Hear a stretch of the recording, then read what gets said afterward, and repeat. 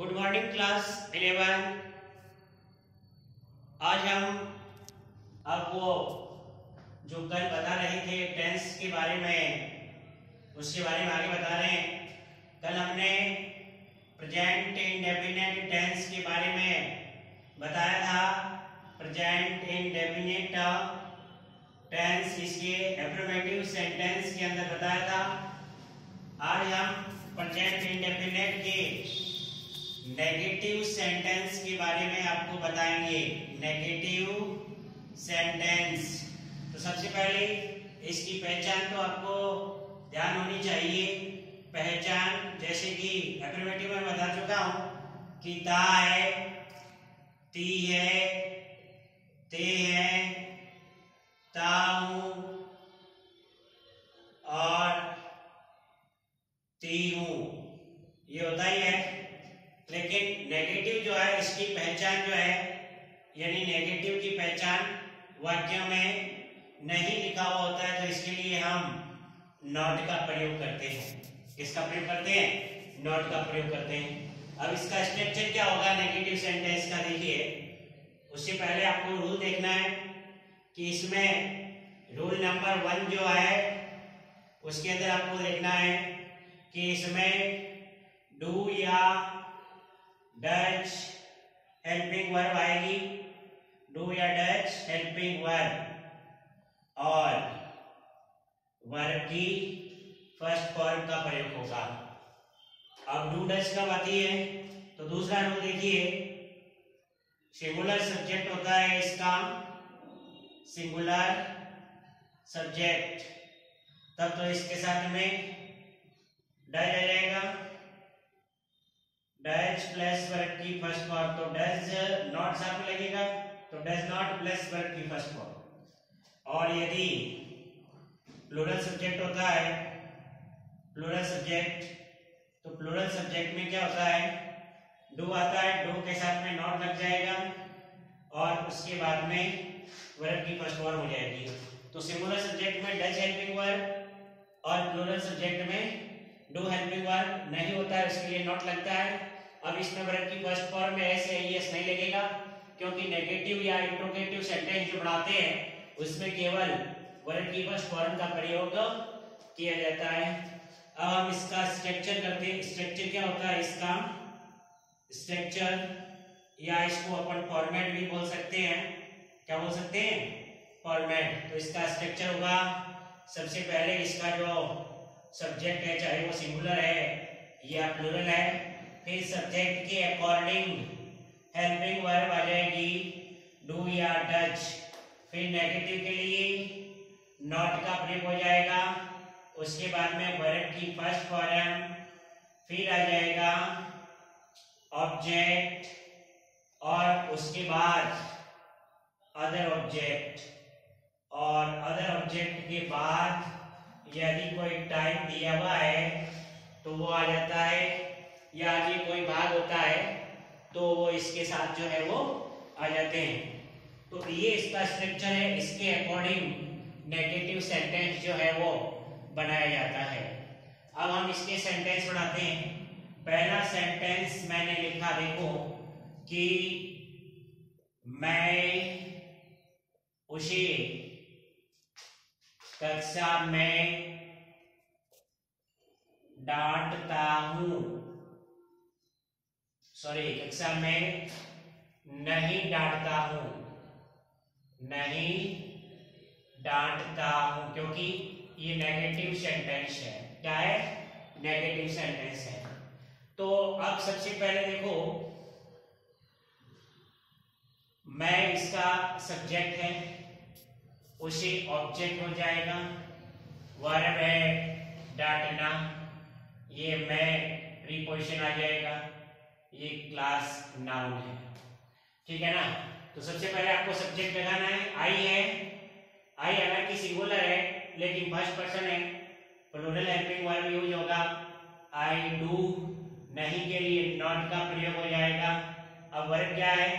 डांटना, scold, तो ये आ जाएगा स्कॉल्ड। आई डोंट स्कॉल्ड, मैं नहीं डांटता हूं। किसे भी डांटता हूं?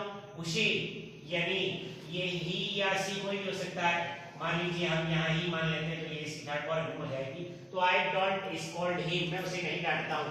कहाँ पर? कक्षा में। तो ये आ जाएगा इसका इन दी क्लास। ये पहला सेंटेंस आपका कंप्लीट हो गया। उसके बाद में इसका सेकंड क्वेश्चन जो है मैं बता रहा हूं, जैसे कि रेखा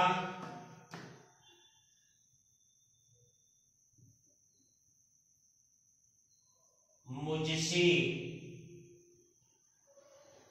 बात नहीं करती है। ये भी नेगेटिव होती है, प्रेजेंट सिंपल का नेगेटिव सेंटेंस है। इसका सब्जेक्ट आ गया रेखा। अब रेखा सिंगुलर है प्लूरल है? सिंगुलर है, तो इसके लिए डज हेल्पिंग वर्ब आ जाएगा। तो रेखा डज, नहीं के लिए नॉट लग जाएगा। फिर वर्ब क्या है? बात करना। तो Rekha does not talk, Rekha बात नहीं करती है मुझसे।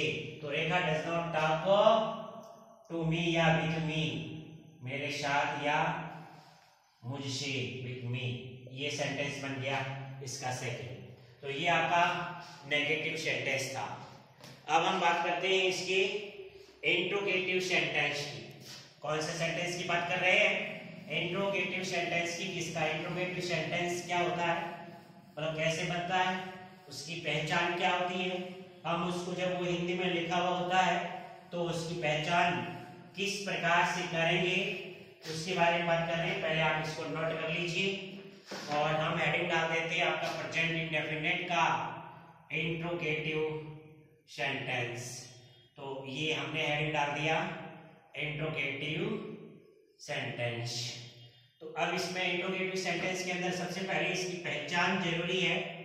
पहचान, तो वाक्य के आरंभ में क्या लिखा हुआ होता है तथा अंत में क्रिया के साथ ताए, ती है, ते हैं, जो भी है आपको पता है इसके बारे में। और उसके बाद में क्वेश्चन मार्क आता है। तो जब हम इसका ट्रांसलेट करेंगे तो इसकी जो हेल्पिंग वर्ब्स होती है, यानी कि वाक्य के आरंभ में जो क्या आता है, तो इसमें क्या होता है, इसको इंट्रोगेटिव बनाने के लिए हेल्पिंग वर्ब वाली इंट्रोगेटिव है। तो इसमें क्या करेंगे, इसके टेंस के अंदर जो हेल्पिंग वर्ब यूज होती है, जैसे कि प्रेजेंट इंडेफिनिट के अंदर हेल्पिंग वर्ब मतलब नेगेटिव और इंट्रोगेटिव में डू या डज आती है, तो हेल्पिंग वर्ब पहले जाती है।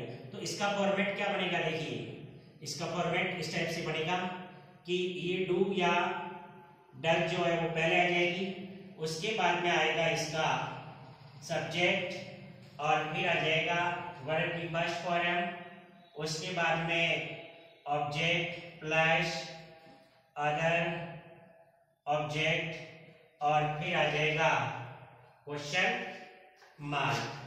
अब मैंने क्वेश्चन एक लिखा कि क्या रोहन कक्षा में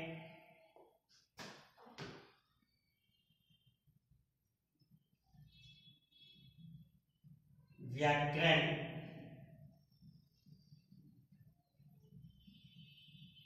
याद करता है, याद करता है। क्या आ गया, इंट्रोगेटिव हो गया। टेंस कौन सा आता है, प्रेजेंट इंडेफिनिट या प्रेजेंट सिंपल। डू या डज हेल्पिंग वर्ब आएगा, रोहन सिंगुलर है तो डज आ जाएगा। तो ये हो जाएगा डज रोहन। वर्ब क्या है, याद करना।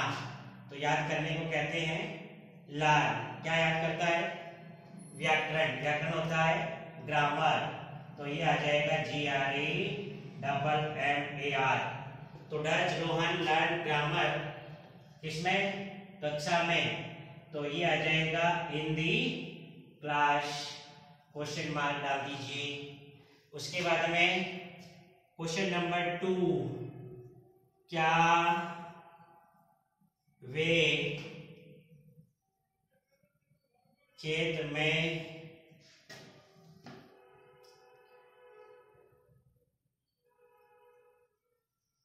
फसलें काटते हैं, क्वेश्चन मार्क। वे प्लूरल है, डू आ जाएगा। वे को क्या बोलते हैं, दे। और वर्ब क्या है? काटना, फसल काटना, उसके लिए रीप बोलते हैं। तो क्या हो जाएगा? डू दे रीप, फसलें, क्रॉप्स, कहाँ?